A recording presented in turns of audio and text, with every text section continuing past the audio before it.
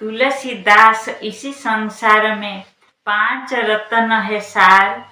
साधु संग हरि कथा दया दान पर उपकार। हमारा सनातन धर्म को जो अनेक नीतिवाणी प्रदान किए वो तुलसीदास संसार में कौन सा है सबसे बड़ा 5 रत्न, उसी के बारे में बोले थे। ऐसे ही आजकल संसार में धन मतलब टंका पैसा सोना रूपा इत्यादि को समझते, व रत्न बोलने से हीरा लीला मोती माणिक इत्यादि को समझते, किंतु महान संत तुलसीदास सारा समाज को उनका हित उपदेश माध्यम से सबसे बड़ा 5 रत्न के बारे में बोले थे। वो 5 रत्न सबसे अनमोल, वो 5 रत्न जिसके पास गच्छित हो जाता है उसको संसार में और कुछ चीज का आवश्यक नहीं पड़ता। सारा संसार उसके पीछे पीछे दौड़ने लगता है। वो 5 रत्न क्या है? तुलसीदास इसी संसार में 5 रत्न है सारा। साधु संग अर्थात साधु सुजन के साथ संग करने से व्यक्ति का समस्त पाप निवारण हो जाता है। चाहे वो जीवन काल में कभी न कभी ज्ञात में व अज्ञात में कुछ भी पाप कर्म कर देता है, फिर भी साधु के संग होने से वो पाप कर्म का प्रायश्चित हो जाता है, प्राप्ति हो जाता है। हरि कथा, जहाँ पर भी हरि का कथा होता है, भगवान का अमृत लीला के बारे में बात होता है, जहाँ पर भी भजन कीर्तन होता है, जो उसके साथ मन लगाता है उसी हरि कथा से अपना आग्रह प्रकाश करता है, हमेशा हरि का भजन कीर्तन में ध्यान लगाता है, उसका जीवन में भी समस्त पाप हो जाता है, वो मुख्य हो जाता है। उससे बड़ा अमूल्य धन और क्या हो सकता है? और दया। संसार में मनुष्य ऐसा एक प्राणी भगवान जिसको ज्ञान और विवेक शक्ति दिया है। इसी ज्ञान और विवेक शक्ति के माध्यम से वो दूसरे के प्रति दया भाव देखा सकता है। जो व्यक्ति अपना हृदय में दूसरे के लिए दया भाव को रखता है, सारा संसार उसका अपना हो जाता है, सारा संसार उसके पीछे पीछे घूमने लगता है, सारा संसार उसका प्रियजन हो जाता है। इसीलिए तुलसीदास दया भाव को एक रत्न के हिसाब से तुलना की है। दान, जो दान करता है उसका दान कभी क्षय नहीं होता है, वो 100 गुना वृद्धि होता है।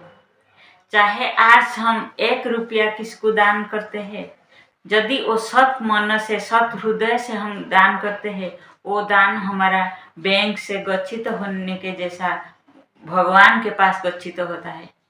भगवान उसी दान का परिमाण से 100 गुना मिलाकर कहीं ना कहीं हमको फिर वापस दे देते हैं। इसीलिए दान से बड़ा रत्न और कुछ नहीं होता। किसी को भी कुछ दान दे देते, उसी का बढ़ोतरी होता है, कभी ना कभी वो आपके पास 2 गुना 3 गुना होकर फिर वापस आ जाता है। जितना हम दान करते हैं उसका 100 गुना वापस आता है। उसका ज्वलंत उदाहरण है द्रौपदी। जब श्री कृष्ण शिशुपाल को बद्ध किए थे, उसी समय सुदर्शन चक्र जब लौट कर आया था, श्री कृष्ण का उंगली कट गया था, उसी समय उंगली से थोड़ा सा खून बहता था। उसको देखते ही द्रौपदी तुरंत अपना चुनरी को तोड़कर उसी से छोटा एक अंश भगवान श्री कृष्ण के हाथ में बांध दिए थे।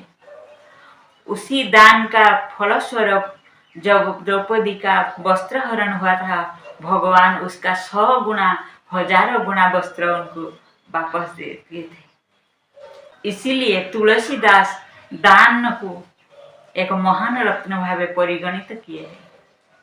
और परोपकार, संसार में हर वक्त हमको ये कोशिश करना चाहिए, अपना लिए अपना परिवार के लिए कुछ ना कुछ तो करते, उसके साथ साथ कभी ना कभी परोपकार के लिए थोड़ा सा भी समय देके कुछ ना कुछ ऐसे कार्य करना चाहिए जिसमें परों के लिए उपकार हो। किया गया उपकार कभी निष्फल नहीं होता, वो कभी ना कभी शतगुणा रूप लेकर आपके पास वापस आता है।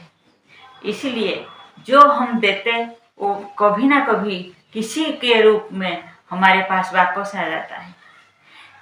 इसी कारण से साधु संग, हरि कथा सुनना, दया करना, दान करना और परोपकार करना, ये जो व्यक्ति ये 5 रत्नों को उपार्जन करके अपना पास गच्छित रख देता है, वो इसी संसार में सबसे श्रेष्ठ, सबसे धनी भावे परिगणित होता है।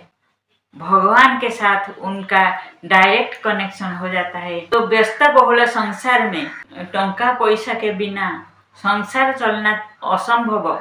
सब लोग धन संपद उपार्जन करने के लिए उसके पीछे पीछे दौड़ते हैं, किंतु उसके साथ साथ ये जो 5 महारत्न गच्छित रखने से भगवान के दरबार उसके लिए बहुत निकटतर हो जाता है।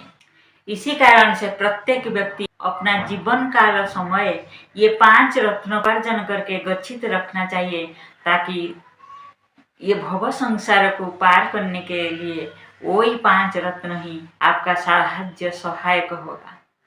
क्योंकि धन संपद वो तो चिरस्थायी नहीं होता है, वो आज किसी के पास होता है, काल फिर दूसरे किसी के पास चला जाता है। किंतु ये जो 5 अमूल्य रत्न वो एक बार आपके पास गच्छित हो जाने से वो चिरकाल आपके लिए साथ देता है।